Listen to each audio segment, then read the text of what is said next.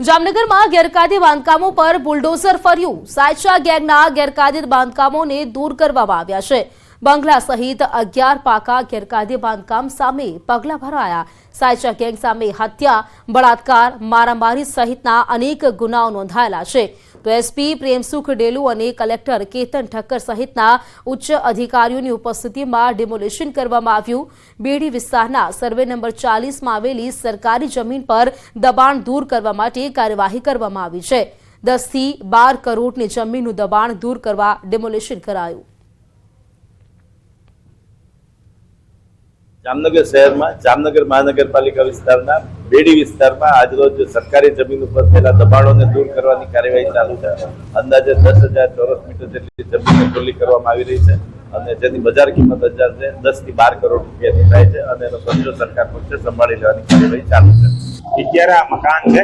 11 મકાનનો જે નિર્માણ કાર્ય છે અત્યારે કરવામાં આવી રહ્યો છે અને એ જે કુખ્યાત સાયચા બંધુ છે જે લોકો પર ઘણો બધા ગુનાઓ દાખલ થયેલા છે અને આ ઉપર હત્યા, ખંડણી, વ્યાજ વટાના ગુનાઓ દાખલ છે અને આના ગેરકાયદેસર બાંધકામ જે જામનગરમાં કુખ્યાત સાયચા બંધુઓના 11 જેટલા બાંધકામ ઉપર ફરી દાદાનું બુલડોઝર છે તે ચાલવા માંડ્યું છે અને જે પ્રકારે મેગા ડિમોલેશન છે તે હાથ ધરાયું છે। હું સીધા જ દ્રશ્યો દેખાડીશ। જામનગરના બેડેશ્વર વિસ્તારમાં ચુસ્ત પોલીસ બંદોબસ્ત સાથે હાલ ડિમોલેશન કામગીરી છે તે શરૂ કરાઈ છે। જુદા જુદા 11 જેટલા મકાનો છે। આ મકાનોને હાલ તોડી પાડવા માટે જે બુલડોઝર છે તે ચાલી રહ્યું છે। અહીં કલેક્ટર, એસપી સહિતના ઉચ્ચ અધિકારીઓ પણ પહોંચ્યા હતા અને અહીંના પ્રાંત ચીફની સાથે સીધી વાત કરીશું।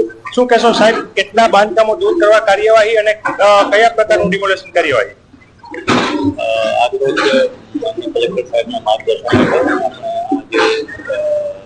સરકારી જમીન પર અહીંયા 11 મકાનો ખડકી દેવામાં આવેલા છે। સરકારી જમીન પર દબાણ હોય અનુસારની કાર્યવાહી કરી અને આજે સમગ્ર જિલ્લા પોલીસ તંત્ર સાથે મળી અને 11 તમામ મકાનોનું ડિમોલેશનની કાર્યવાહી હાલ અત્યારે ચાલુ છે અને તમામ જગ્યા આપણે ખુલ્લી કરી અને પછી એમાં આપણે કેન્સલ કરી દેવામાં આવે છે। જે પ્રકારે સાયચા બંધુઓ દ્વારા જે ગુનાઓ આચરવામાં આવતા હતા તેની કમર તોડવા માટે સરકારી તંત્રએ બુલડોઝર જે છે તે ચલાવવાનું શરૂ કર્યું છે। તેમની કમર તોડવા માટે જામનગરના બેડેશ્વર વિસ્તારમાં આવેલી 11 જેટલી જે પ્રોપર્ટી છે તેને તોડી પાડવા માટે હાલ ડિમોલેશન કાર્યવાહી છે તે હાથ ધરવામાં આવી છે। કિંજલ કારસરિયા, ન્યૂઝ 18 ગુજરાતી, જામનગર। વલસાડ નગરપાલિકા દ્વારા વર્ષ 2023માં લાઇબ્રેરી બનાવાઈ હતી, જેને હજુ 2 વર્ષ પણ પૂરા નથી થયા ને કેટલીક ક્ષતિઓ તેમાં જોવા મળી રહી છે। આ લાઇબ્રેરીના નવા મકાનમાં પોપડા ઉખડી રહ્યા છે। આથી કરોડો રૂપિયાના ખર્ચે તૈયાર થયેલી આ લાઇબ્રેરીના કામની ગુણવત્તાની સામે પણ અનેક સવાલ ઉભા થઈ રહ્યા છે। નગરપાલિકા દ્વારા રૂપિયા 2 કરોડ 22 લાખના ખર્ચે જૂની લાઇબ્રેરીની જગ્યાએ અદ્યતન ગાંધી લાઇબ્રેરીનું નિર્માણ કરવામાં આવ્યું હતું। લોકાર્પણના 2 વર્ષમાં જ લાઇબ્રેરીની હાલત ખરાબ થઈ રહી છે।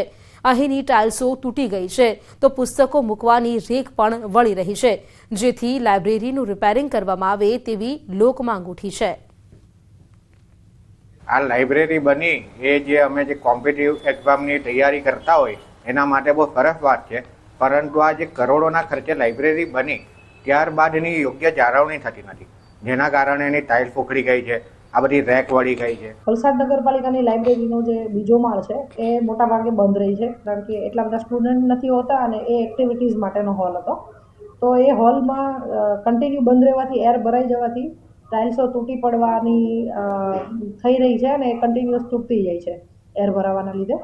તો નગરપાલિકા બોડીના સામાન્ય સભાના આવવાથી ઠરાવ કરાવી અને પછી ટેન્ડરિંગ કરી અને ફરીથી ટાઇલ્સનું આયોજન કરવાની જરૂરત જણાય છે। એના માટે પ્રમુખશ્રીને અમે ધ્યાન દોરીશું। સુરત જિલ્લા શિક્ષણ અધિકારી આવ્યા એક્શનમાં। નિયમોનું ઉલ્લંઘન કરતી શાળાઓ વિરુદ્ધ કડક કાર્યવાહી કરવામાં આવશે। વિદ્યાર્થીઓના ભાવિ સાથે ચેડા કરતી 55 શાળાઓની માન્યતા રદ થશે। ડીઈઓની ખાસ તપાસ કમિટીની રચના કરાઈ છે।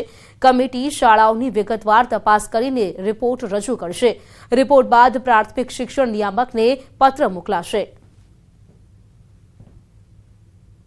તમામ શાળાઓની અંદર વર્ષોથી પ્રોસેસ ન થઈ હોય અથવા તો બંધ હોવાના કારણે અથવા તો અમાન્ય સ્થળે ચલાવવામાં આવતી હોય અથવા તો મંજૂરી બીજા સ્થળે હોય અને શાળા બીજા સ્થળે ચલાવવામાં આવતી, આવી શાળાઓ વિરુદ્ધ કાર્યવાહી કરવામાં આવી રહી છે।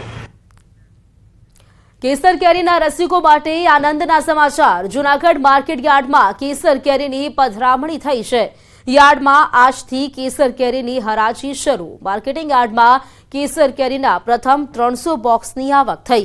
10 કિલોના 1000 થી 1500 રૂપિયાના ભાવ બોલાઈ રહ્યા છે। કેસર કેરીની આવક આવતા સપ્તાહમાં વધશે, જેથી આવતા સપ્તાહમાં ભાવો ઘટશે। આ વર્ષે કેસર કેરીના પાકને ગ્લોબલ વોર્મિંગની અસરથી પાકને 30% જેટલું નુકસાન થતું હોય છે।